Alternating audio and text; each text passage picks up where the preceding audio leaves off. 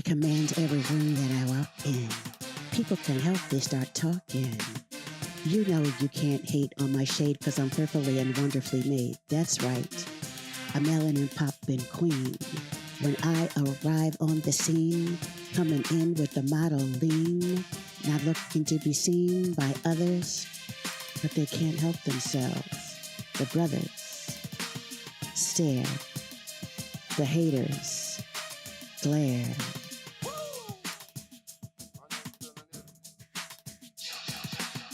True queens stand a little taller. It makes them smile and holler. I see you, queen, walk. You see me in all of my glory, but you don't know my full story. I used to walk with my head bowed down. Now I hold it up to support my crown. My style is part of my magic. If you don't see it, it's really tragic. Just watch me walk. Watch me walk. I am the color of beautiful.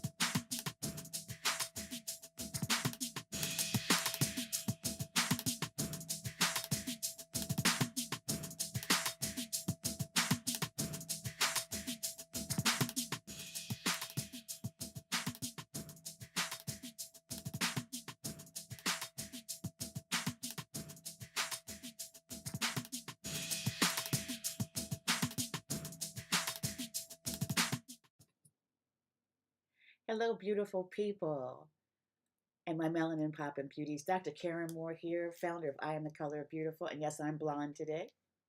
Changed it up a little bit. I'm going out this evening, and sometimes when I go out, I like to be blonde. Yeah, I get to make a choice. It's wonderful, isn't it? But today I'm going to talk to you about this. I think we're on the fourth day of gratitude, third day of gratitude, third day of gratitude. And I'm grateful today for my ancestors. I am so grateful for the strong Black women who came before me, who paved the way for me. And I'm talking about right now in my bloodline, my mom and my grandmother and my great grandmother and my aunts, and the strong women that showed me how to be a woman and were committed to their families and to their children and to making sure that we were safe and had the things that we need. And I was fortunate enough to know my great grandmother on my mom's side. My mom's family lives well into their 90s. And um, I was grateful to have known my great grandmother. My dad's mom, I did not know. I was young when she passed. But I know what she passed on to my father and to my aunts and my uncles. And so I'm grateful for my dad. I'm also grateful for the men in my life, my dad and my uncles. And I didn't know either of my grandfathers, but I believe that what's instilled in me was instilled in them.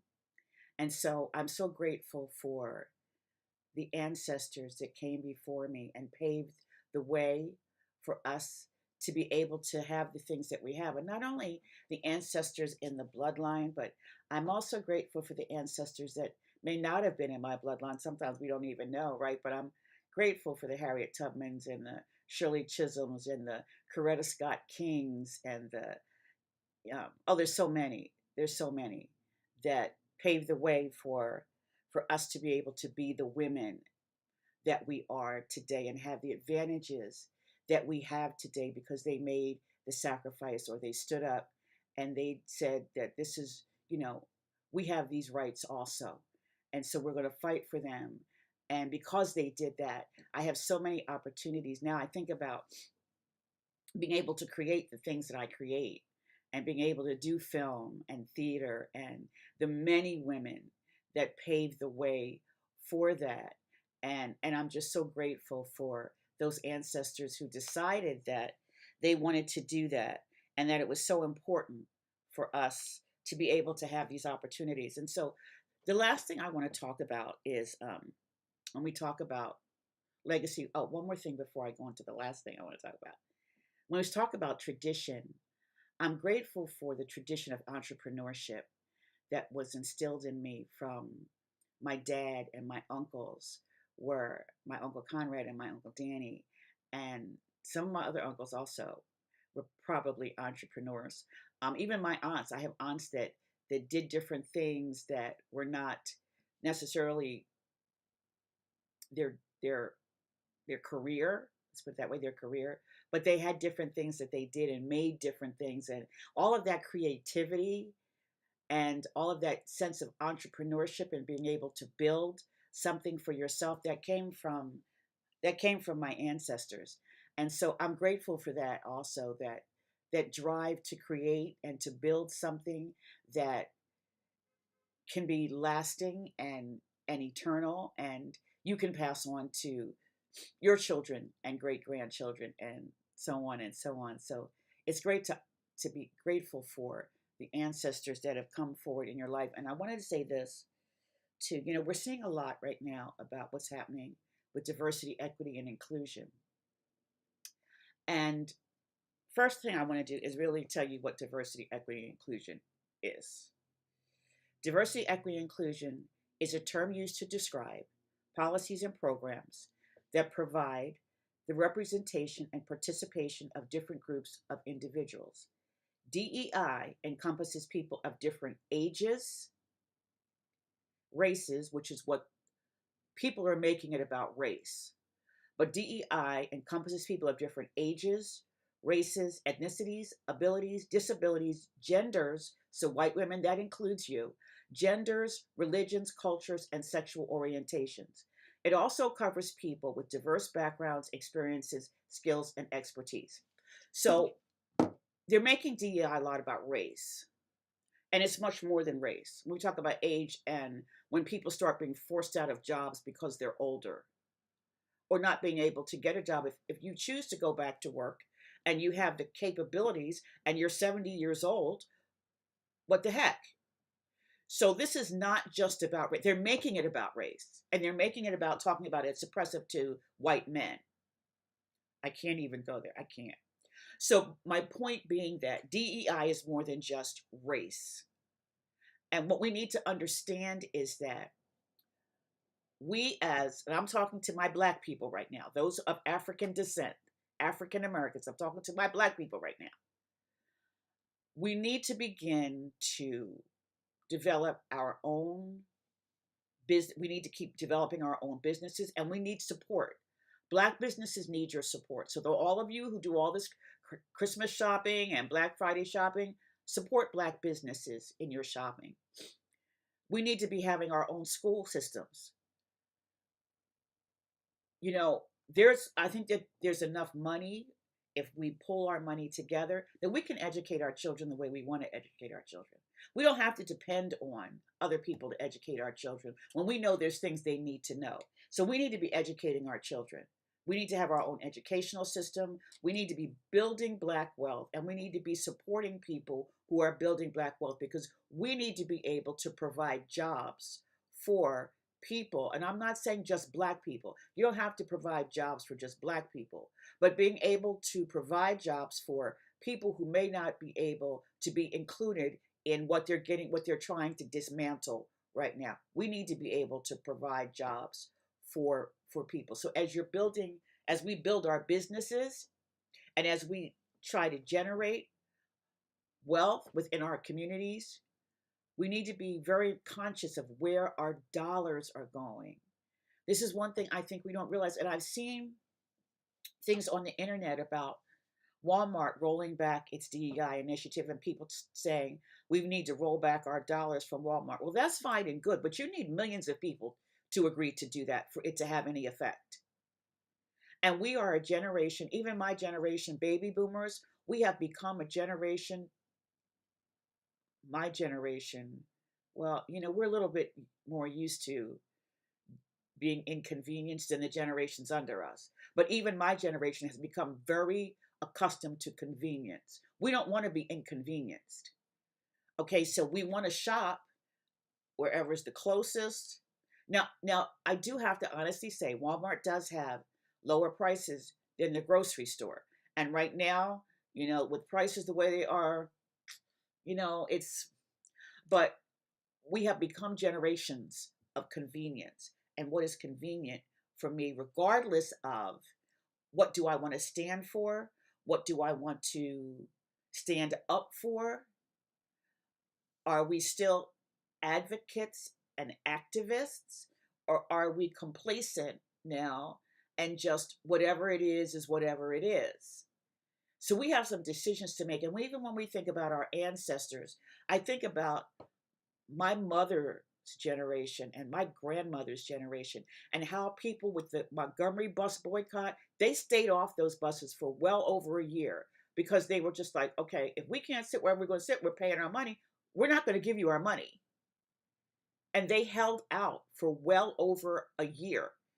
I believe it was December 5th, 1955 to December 20th, 1956. But that was a different generation of people. But my point in all of this is saying we've got some decisions to make as we get ready to go into this new year, and these people that are going to be in office, we've got some decisions we got to make about what we're going to stand for, what we're not going to stand for, what we're going to stand up for. Because we still have a voice, at least for the time being. We still have a voice, and we still have to consider other people. Humanity. What how are we being human and contributing to humanity? Because one thing I have said for a very long time is this: the President of the United States, I've said it a million times, the President of the United States is the President of every citizen of the United States and is responsible for the inalienable rights of every citizen of the United States. It doesn't matter what race you are. It doesn't matter what religion you are. It doesn't matter what your sexual orientation is. It doesn't matter, it doesn't matter whether you voted for me or not. It is about protecting the inalienable rights of every citizen of the United States. I don't have to worship like you worship to make sure that your rights are protected. I don't have to necessarily agree with the way that you live your life or who you love, but I am responsible as an elected official. I am responsible for protecting your rights.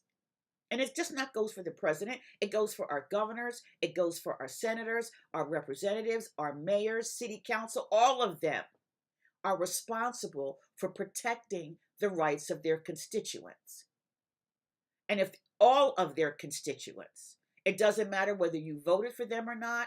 It doesn't matter whether you look like them or not. It doesn't matter whether you believe like them or not. It doesn't matter whether you love the way they love.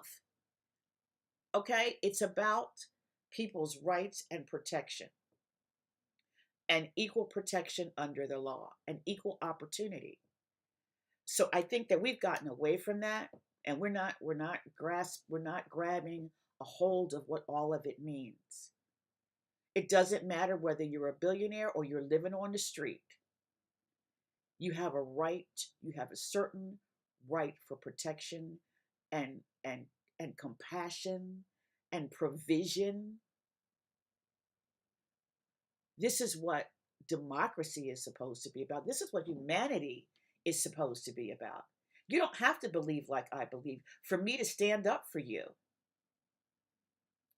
And whether or not you believe the way I believe, or I don't agree with how you live or whatever you do,